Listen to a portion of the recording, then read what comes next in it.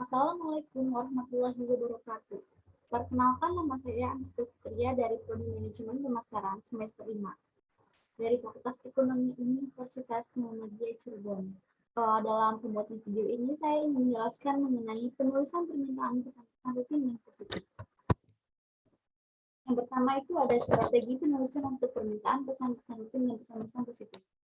Pemesanan produk baru kepada suatu perusahaan, pengiriman produk kepada pelanggan, pemberitahuan kebijakan intensif bagi semua karyawan, pemberian penghargaan bagi karyawan yang loyal bagi perusahaan, atau pemberian ucapan selamat kepada karyawan atau pegawai yang berprestasi baik merupakan kegiatan-kegiatan rutin dalam dunia bisnis. Selanjutnya itu ada pengorganisasian permintaan pesan-pesan rutin dan good news dalam dunia bisnis pada dasarnya memiliki pola yang hampir sama dan menggunakan pendekatan langsung atau deduktif sebagai nampak dalam tabel berikut. Yang pertama itu ada pesan rutin. Untuk pembukanya itu pernyataan ide pokok.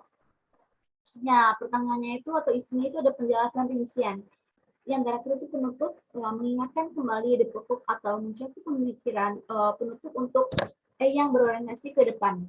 Selanjutnya itu ada good news atau berita atau kabar baik. Yang pertama ada pembukaan, yaitu pernyataan good news-nya. Yang kedua ada pertengahan. Pertengahan itu penjelasan rincian. Yang terakhir itu ada penutup, mengingatkan kembali good news atau mencakup pemikiran penutup yang berorientasi ke depan. Yang kedua ada pendekatan langsung memiliki beberapa keunggulan dan kelemahan. Yang pertama itu ada keunggulan. Satu, meningkatkan pemahaman secara komprehensif atau menyeluruh ketika pertama kali membaca suatu pesan. Kedua, menekankan pada hasil suatu analisis yang telah Anda lakukan. Ketiga, menghemat waktu bagi pembaca karena mereka dapat segera mengetahui apa maksud pesan tersebut. Dan kelemahannya itu yang pertama ada orang cenderung menyampaikan suatu pesan berdasarkan cara berpikirnya. Yang kedua, kesulitan untuk mengubah pola pikir yang cenderung to the point. Hal ini terkait dengan pola pendidikan sebelumnya yang telah diajarkan sebelumnya. Yang ketiga, ada strategi permintaan pesan-pesan rutin. Pendekatan lain untuk bagian pertengahan dari permintaan rutin adalah dengan pendekatan tanya jawab, seperti meminta informasi tentang spesifikasi produk, harga produk, sistem pengiriman produk, cara pembayaran produk, pemberian garansi, ukuran produk, warna produk, dan apa manfaat dan kegunaan produk. Yang keempat, strategi penulisan pesan-pesan positif. Yaitu penyampaian pesan-pesan positif, baik rutin, good news, dan goodwill, dapat dilakukan dengan pendekatan langsung. Untuk lebih jelasnya, itu ada penjelasan tambahan yang berkaitan dengan komponen penting dalam penulisan pesan-pesan positif. Yang pertama itu ada ide-ide pokok yang jelas.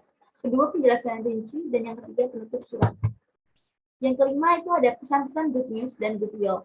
Pesan-pesan good news dan goodwill adalah pesan-pesan bisnis yang memberikan kesan positif dan menyenangkan kepada pihak lain. Melalui pesan-pesan good news dan goodwill, para pelaku bisnis dapat melakukan berbagai upaya untuk mengembangkan dan menjaga hubungan yang baik dengan para pelanggan, klien, karyawan, dan pegawai dan masyarakat pabrik pada umumnya. Yang pertama itu good news tentang pekerjaan dalam dunia bisnis.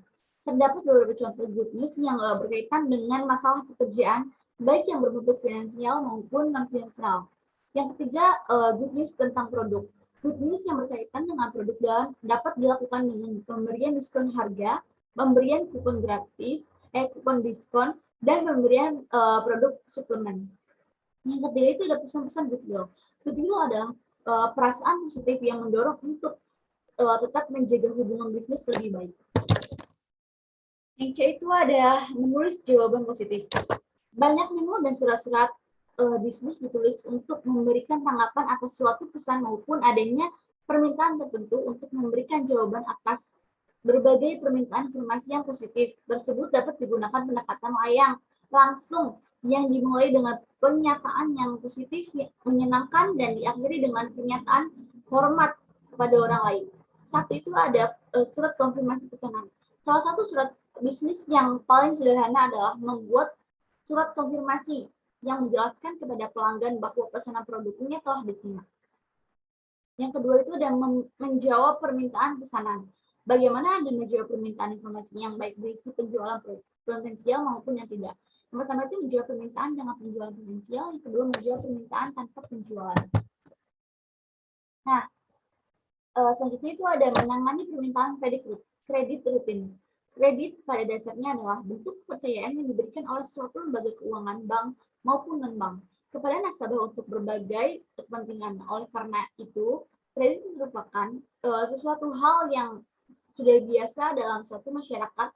Kebanyakan permintaan kredit bersifat rutin, seperti surat persetujuan kredit dan referensi kredit.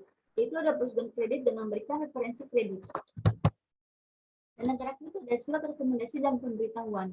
Surat rekomendasi merupakan salah satu bentuk informasi positif yang berkaitan dengan orang.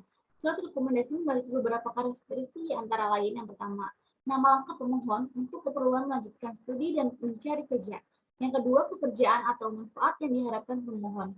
Yang ketiga, penulis sedang menjawab suatu permohonan atau atas inisiatifnya sendiri. Yang keempat, hakikat hubungan antara penulis dan pemohon.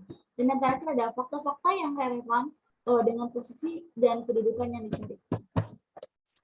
Mungkin cukup sekian pemaparan dari saya. Kurang lebihnya mohon maaf. Assalamualaikum warahmatullahi wabarakatuh.